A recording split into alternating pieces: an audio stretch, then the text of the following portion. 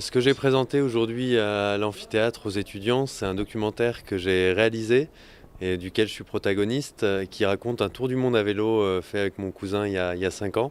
Un tour du monde à vélo qui nous a emmenés en Turquie, en Iran, en Asie centrale, en Inde, en Asie du Sud-Est et en Amérique du Sud, à la rencontre de personnes qui agissaient au niveau environnemental.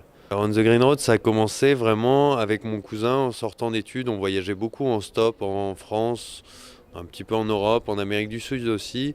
Et on s'est dit, pour terminer nos études en commerce et en école d'ingénieur, on a envie de couronner ça avec un grand tour du monde à vélo. Voilà, on s'est dit, le vélo, c'est sympa, ça nous fera faire un exercice physique tout le long. On n'avait jamais essayé de voyager à vélo, on savait que ça favorisait beaucoup la rencontre, que c'était écologique, que c'était économique aussi, on sortait d'études. Et à partir de là, on a lancé notre voyage. L'objectif à chaque fois, c'était de s'imprégner un petit peu de ce qui pouvait exister niveau géopolitique et niveau environnemental, essayer de voir les problématiques et aller rencontrer des personnes qui pouvaient nous dire des choses par rapport à ça. Voilà, et après on allait faire des interviews au hasard, on disait juste on est deux Français, on fait un tour du monde à vélo et on s'intéresse aux problématiques écologiques. Et les gens nous présentaient telle personne, on sentait si elles avaient quelque chose d'intéressant qu'elles disaient plus avec le cœur à nous transmettre, et là on allait l'interviewer.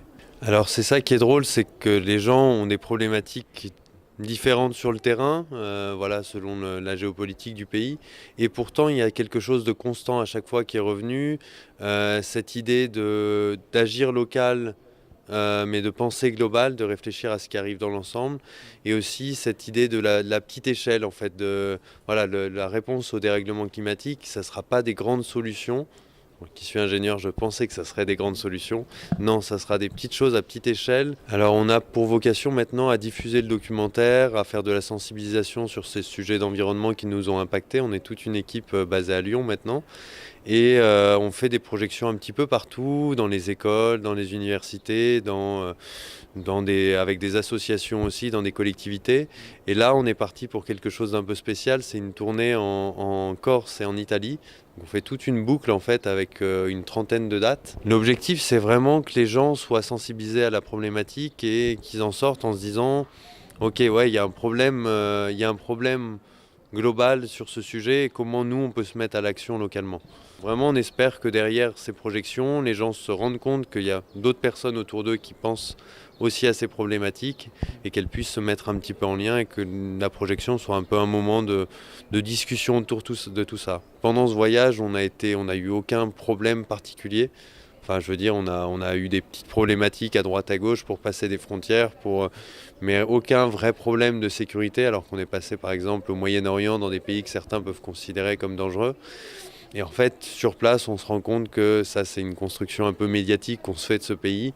Et ils sont super accueillants. Les gens, d'autant plus, nous disaient venez dormir à la maison, venez.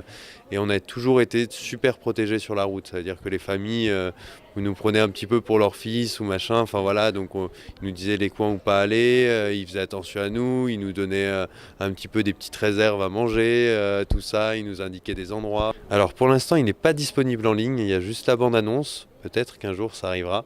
Pour l'instant, l'idée c'est que vous pouvez nous contacter donc via notre site internet www.onthegreenroad.com et nous demander par exemple, nous dire moi j'aimerais bien le projeter, mais même avec ma famille par exemple, faire une projection en famille. Et là on vous l'envoie et on se dit ok, ça sera à prix libre, donc vous payez ce que vous voulez ensuite. Nous, on vous envoie le fichier via internet et voilà, on a cette politique un peu, on veut pas sortir un DVD, on préfère que les gens nous contactent et après on trouve un truc au cas par cas. Et toujours l'idée c'est qu'il soit accessible à tout le monde.